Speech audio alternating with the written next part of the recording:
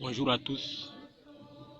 Le 24 avril 1993, Dieu suscita un prophète messager à l'accomplissement de Matthieu 25:6 et Apocalypse 12:14. Depuis ce temps, l'autel de Dieu a été rétabli et cela nous a permis de connaître les cachettes du diable. Si je suis en face de vous, c'est pour vous parler de l'une de ces cachettes qui est le branhamisme. Pour ceux qui ne savent pas ce que c'est que le branhamisme c'est un groupe de personnes qui se réclament de William Branham, un prophète mort qu'ils n'ont pas connu. William Branham était le prophète du temps du soir selon Zacharie 14 verset 7. L'église des nations est divisée en 7 âges. Le premier âge c'est l'âge d'Éphèse et le dernier âge c'est l'âge de Laodicée. Nous sommes présentement dans l'âge de Laodicée selon Apocalypse 10 verset 7.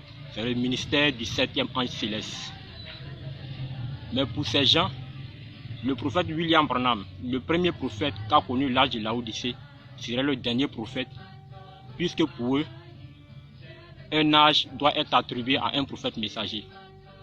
Ils attribuent un âge à un prophète messager. Donc pour eux, l'âge d'Éphèse doit connaître un seul prophète messager, l'âge de Smyrne doit connaître un seul prophète messager, l'âge de Thyatire doit connaître un seul prophète messager, tous les âges de l'église doivent connaître un seul prophète messager.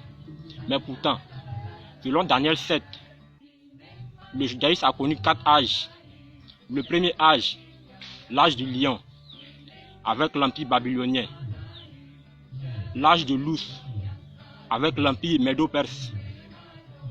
L'âge du léopard, avec l'empire mondial grec. Et l'âge de la bête sans nom, avec l'empire romain. Mais est-ce dit que depuis Daniel jusqu'à la fin du monde, le judaïsme doit connaître seulement 4 prophètes, ou le judaïsme a connu seulement 4 prophètes? Non. Vous voyez. Dieu, voyant que la terre est souillée, voyant que la terre est dans le péché, selon Apocalypse 2 et Apocalypse 3, il envoie les 7 étoiles qui tiennent à sa droite, qui sont les 7 anges célestes. Et selon Apocalypse 2 et Apocalypse 3, ces 7 anges célestes-là vont se manifester au travers des 7 âges de l'église. L'âge d'Éphèse a connu son ange céleste, l'âge de Smyrne a connu son ange céleste, l'âge de Pergame a connu son ange céleste, tous les âges de l'église ont connu leur ange céleste. Et nous sommes dans le dernier âge qui est l'âge de Laodicée, selon Apocalypse 10, verset 7. Et cet âge-là est divisé en 4 veilles, selon Marc 13, verset 35. Le temps du soir, minuit, chant du coq le matin. Ce sont 4 temps prophétiques. Selon Zacharie 14, verset 7, William Branham est venu accomplir le temps du soir. Zacharie 14, verset 7 dit: ce sera un jour connu de l'Éternel, par jour, par nuit, au temps du soir, il y aura de la lumière. C'était le ministère d'un prophète messager appelé William Branham et il a fini d'accomplir son ministère, il est rentré. Mais après ce temps-là, il y a un groupe de personnes qui se réclament toujours de William Branham, ce prophète-là. Comme je le disais, pour eux, chaque âge doit connaître un seul prophète messager. Mais pourtant, l'âge du judaïsme, les 4 âges du judaïsme qui est cité là, ces âges-là ont connu plusieurs prophètes messagers, de Daniel jusqu'au Seigneur Jésus. C'est plusieurs prophètes messagers qui sont passés, vous voyez. Donc, lorsque Dieu amène cet ange-là, lorsque Dieu amène cet ange sur terre, tant que la dispensation auquel cet ange-là doit se manifester n'est pas encore terminée, Dieu continue toujours d'envoyer des prophètes. Parce que Dieu ne traite pas par âge, mais de génération en génération. Prenez le livre d'Ésaïe, il est dit que le salut de Dieu est de génération en génération. Donc Dieu, son salut, là, ce n'est pas par âge. Mais les anges célestes que Dieu amène, je vais vous prendre un exemple. C'est comme un chef de guerre qui va en combat. Bien sûr, il domine le camp adverse. Mais tant que le camp adverse n'a pas encore posé les armes, même s'ils sont dominés, tant qu'ils n'ont pas encore posé les armes, ce chef de guerre là, il ne doit pas aussi dire qu'il a déjà gagné la guerre, donc il va arrêter. Vous voyez un peu. Donc c'est comme cela. Dieu amène les 7 anges célestes au travers des 7 âges de l'église pour combattre un esprit d'égarement que le diable amène. Il fut un temps, il y avait l'âge d'Éphèse. Et Dieu avait suscité le premier ange céleste. Et cet ange-là avait combattu l'esprit d'égarement que le diable avait envoyé. Et le premier âge, qui est l'âge d'Éphèse, a suscité plusieurs prophètes messagers. Paul fut le premier prophète. Après Paul, il y eut Ignace d'Antioche et Polycarpe de Smyrne. Maintenant, nous sommes au tout dernier âge qui est l'âge de Laodicée. Apocalypse 10, verset 7, le ministère du septième ange céleste.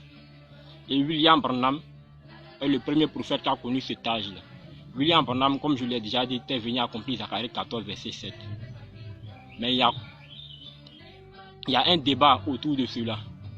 Pour les Branhamistes disent que c'est William Branham seul qui est le prophète de cet âge-là. Donc après William Branham, il doit pas avoir un autre prophète. William Branham est le dernier prophète. Mais le ministère même de William Branham dit le contraire. William Branham était venu en accomplissement de Zacharie 14, verset 7. Nous allons d'abord prendre Apocalypse 10, verset 7. Apocalypse 10, verset 7 dit que le septième ange céleste va se manifester pendant plusieurs jours. Vous voyez. Et lorsque nous prenons Zacharie 14, verset 7, que je vais citer, Zacharie 14, verset 7 dit: ce sera un jour connu de l'Éternel, pas jour, pas nuit, au temps du soir, il y aura de la lumière. Ce serait un jour connu de l'Éternel. Mais Apocalypse 10, verset 7 dit, le septième ange céleste sera là pendant plusieurs jours. Vous voyez. Mais quels sont ces autres jours où le septième ange céleste sera là encore? Puisque Zacharie 14, verset 7 dit, William Branham est venu faire un jour parmi tous ces jours-là. Il y a d'autres jours, selon Marc 13, verset 35. Il y a minuit, chant du coq et puis le matin. William Branham est venu faire le temps du soir. Et c'est ce que les branhamistes n'arrivent pas à comprendre. Après le temps du soir, il y a un autre temps qui est minuit. Mais minuit c'est quoi? Minuit c'est l'heure de visitation de l'Afrique. Parce que selon l'éclair de Matthieu 24, verset 27, l'éclair qui est sorti de l'Orient est apparu en Occident. Ensuite, qui est apparu en Amérique avec William Branham au temps du soir. Cet éclair doit se déplacer et apparaître en Afrique. Avant d'aller au matin sur les nations arabes. Cet éclair arriva en Afrique et cet éclair suscitait un homme appelé Kakou Philippe. Kakou Philippe est venu en accomplissement de Matthieu 25, 6, Apocalypse 12, 14. Matthieu 25, 6 dit, et au milieu de la nuit se fit un cri, voici l'époux sortant à sa rencontre, c'est le temps de minuit. Donc aujourd'hui, ce matin, je vais dire tout simplement aux branhamistes que Marc 13, verset 35 mentionne qu'il y a plusieurs jours. Et Apocalypse 10, verset 7 dit, le septième ange sera manifesté pendant plusieurs jours. Et Zacharie 14, verset 7 dit que William Branham est venu faire un seul jour. Donc qu'ils comprennent cela. Plusieurs prophètes messagers peuvent être suscités dans un seul âge. Et après William Branham, Dieu a suscité un prophète, Kakou Philippe, le prophète du temps de minuit. Et William Branham même qui était venu accomplir Zacharie 14, verset 7, savait qu'après lui, il y aura un autre prophète. Puisqu'il a mentionné même cela dans la brochure La guérison divine, à la référence 233. William Branham dit, je n'ai rien à juger. Je ne vais pas faire obstacle à une autre génération. Je ne vais pas avoir à supporter le jugement avec elle, mais je vais supporter le jugement avec les hommes et les femmes avec qui j'ai vécu. Et William Branham continue pour dire que c'est ce qui compte là-bas à la résurrection. Que quand mes jours seront finis, si je suis un vrai prophète, Dieu suscitera un autre homme quand je serai parti. C'est William Branham même qui dit cela. Je ne sais pas si les branhamistes ont déjà lu ce verset-là, mais qui a le vérifié, brochure La guérison divine, référence 233. Application Prophète Kakou Philippe, officielle pour Android et iPhone. Des photos et vidéos, des chants et prédications, tout le message du prophète Kakou Philippe dans une seule application gratuite.